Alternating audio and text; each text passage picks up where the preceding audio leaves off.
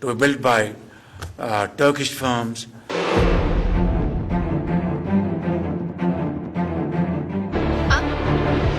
পঞ্চম প্রজন্মের যুদ্ধবিমান তৈরিতে বিশেষ কয়েকটি প্রযুক্তির প্রয়োজন হয়। তার মধ্যে অন্যতম হল উন্নত এভিওনিক্স এবং সেন্সর ইন্টিগ্রেশন। তাছাড়া এই জেটের ইঞ্জিন তৈরিও সহজ কাজ নয়। পঞ্চম প্রজন্মের যুদ্ধবিমানগুলো সাধারণত স্টেলথ প্রযুক্তির হয়ে থাকে, অর্থাৎ খুব সহজে রাডারে চিহ্নিত করা যায় না। এছাড়াও ক্ষেপণাস্ত্র বহনের ক্ষমতাও থাকে বিমান তৈরির ক্ষেত্রে।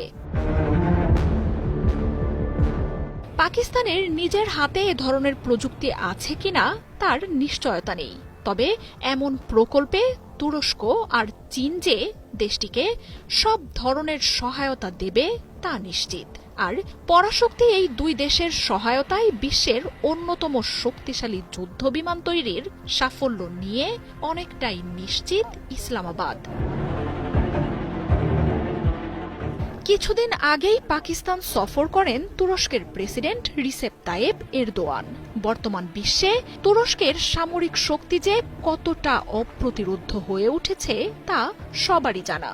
পাকিস্তানে এসে ইসলামাবাদের সাথে যৌথ উদ্যোগে পঞ্চম প্রজন্মের কান যুদ্ধবিমান তৈরির কথাও উঠে আসে সে সময়।